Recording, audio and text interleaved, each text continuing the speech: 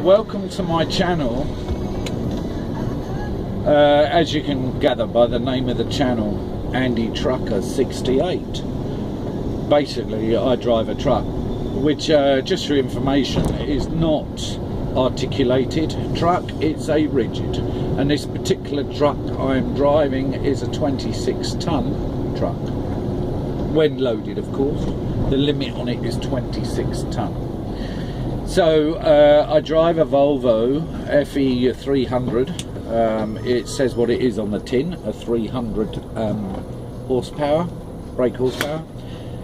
And I just wanted to give you a little inkling. There's some horses here, really nice, right near the fence. I just wanted to give you an inkling to what I do. And as you can see, I'm sat at a red light at the moment. Yeah, so I thought you'd like to come along and follow me for, you know, watching videos, various videos I will be doing, mainly about driving, doing my daily job. And it's nice to have you on board. So let me give you a little, a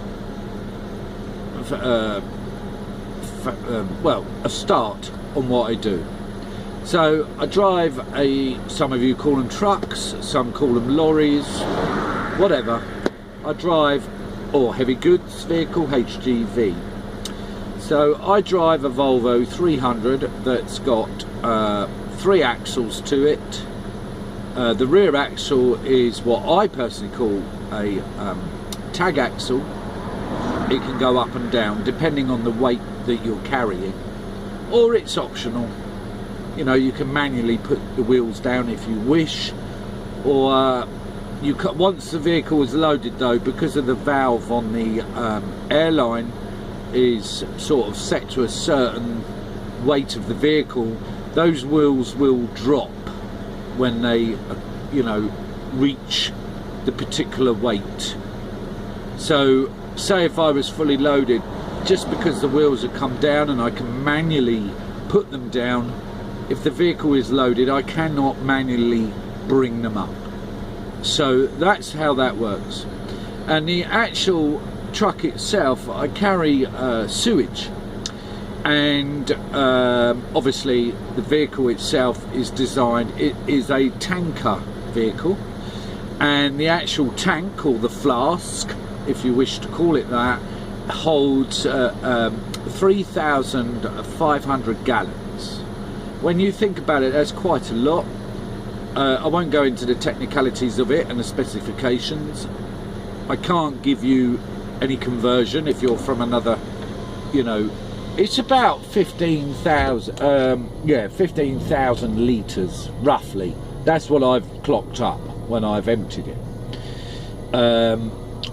Depends how the maths work out, but it's 14 to 15,000 litres. Anyway, I don't want to get too technical and scientific. As you can see, the red light has changed. So I'll be now I've got a new phone holder to go on my windscreen. I will be giving you as much footage as one can. And let me tell you now, I'm based in the United Kingdom, in the southeast of England. Get past this man with his posh Mercedes. Bet he worried then. Yeah, I'm in the southeast of England, in the county of Kent. Obviously my name is Andy because of the name of the channel.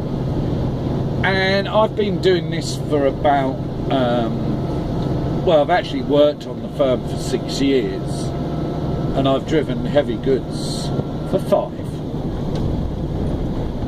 I've just completed my, well, last year we finished, me and my boss, or my boss and I, we completed our CPC, which is another thing in itself. We have to do 35 hours classroom every 5 years. Now when I say classroom, I mean, you just sit there, listen to someone prattling on about everything you did in your theory test, basically, and it's just to give you a bit of a reminder what your legal requirements are while driving a truck. Because driving a truck, the license you hold is a vocational license. It's just to allow you to do your job. You know, it covers the industry you are working in. It's a vocational license. That's what I was told by my tutor who taught me how to drive HGV. Yeah, I just want to reiterate that in this country you can do your HGV driving lessons. You know, you can pay for a week's course to do it, and you start on the Monday and you take your test probably on the Friday.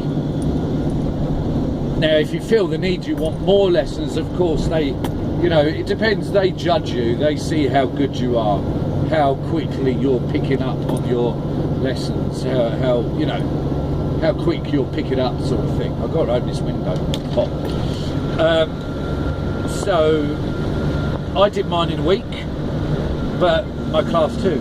Now it's the same with the class 1, which is an articulated vehicle. You can do that in a week. You can do it in 2 weeks. So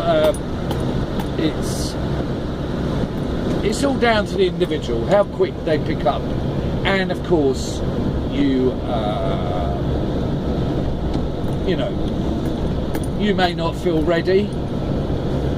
The one main thing I'd like to say through my own experience of driving, any type of driving really, for those who may be thinking about taking it up as a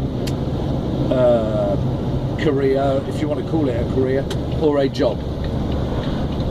The main thing I think with lorries, trucks, HGVs, like I say, whatever you like to call them, wherever you're from and your local terminology, it's like driving a car as regards read the road.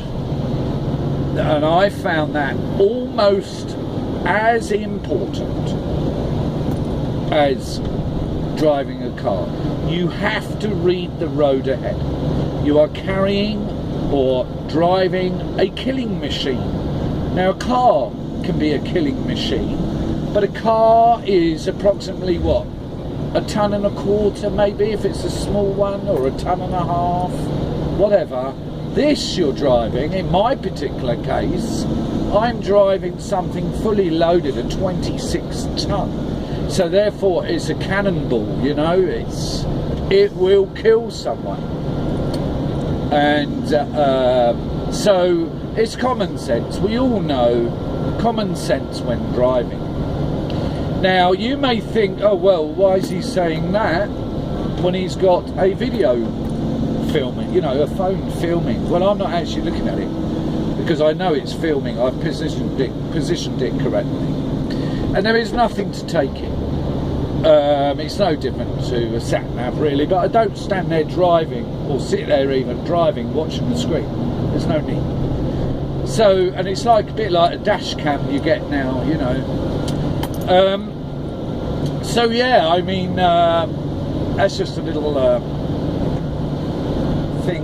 things I know about driving trucks. Now I'm just new to this filming and uploading and everything else, but I endeavour to keep filming every day, at least once a day, okay? And I will flick the camera on myself, which I will do in a second when I get a safe spot to do it in. I just have to push a button, I think. So I'd like to talk about, now we've sort of introduced the situation here, I'd like to talk about one of the first things of driving, and that is speeding. Now, about four weeks ago, I got stopped for speeding in a 30 mile an hour limit. However, there are no signs to say it's a 30, but it was an extension of a town. So I should have known better. I held my hands up straight away. There were cars in front of me. I was keeping up with the leading cars. The policeman decided to pull me in. He was down the end of the road about a quarter of a mile or so, or maybe half a mile in fact, holding the speed gun. Everyone was doing the same speed. I was at the very back of the queue. He pulled me in. Probably thought, oh, it's an HGV, heavy goods. I'll teach him a lesson. Well, to cut a long story short, I've got to go on a speed awareness course, which is at the end of this month, July 2015. And yeah, I shouldn't have been speeding. But I just want to say, with speeding, it's very mesmerising when you're just keeping up with the leading traffic. You know, I mean, I wasn't keeping up with them. You know, I wasn't right up against their boot. I was a safe distance away, but I was probably travelling at the same speed as they were, because they weren't gaining and they weren't losing. So I was doing the same speed. Now, whether that policeman was right or wrong by pulling me, I'm glad he pulled it to my attention, to be honest, because it makes you cautious. See, the thing is, when you're driving a long time, you become complacent for speed. You know, I mean, like now I'm talking to you guys, I'm doing 30 and I'm not even in a town, but I'm doing 30. Pews, you know, because you just saw the car ahead of me, but he's sped up now. I've got vehicles behind me, but I am fully loaded. Now I could do 40 along here if I wish, but I'm in no hurry. So I decided to do, well, actually, tell a lie, I'm 35 now, miles per hour. Because I know there are bends and I know the road, and it's all overgrown, as you can see, the foliage. And there goes a van, driving like a madman. But there you go. And I know I'm coming up to a crossroads. So, you know, we all learn. It's taught me a good lesson by getting a ticket. But I wish I didn't. But that's through, I've been driving cars since 1991. So you do, over a period of time, become complacent. And I'm sure all of you can relate to that. I don't know anyone who constantly looks down at their speedo. You know, it's so easy in these cars, vehicles, all these new vehicles, it is very hard to do 30 miles an hour. It just is. And I've heard that being said by other people. It is hard to do 30. In a 30, obviously. So that's just a little question maybe, or a suggestion, what you'd like me to talk about on the next video. And I hope you have a good day. I'm going to sign off now and catch you again. Enjoy your day and safe trucking and safe whatever you do. And next time I will be on camera too. Catch you later, guys. Take care. Please do come back.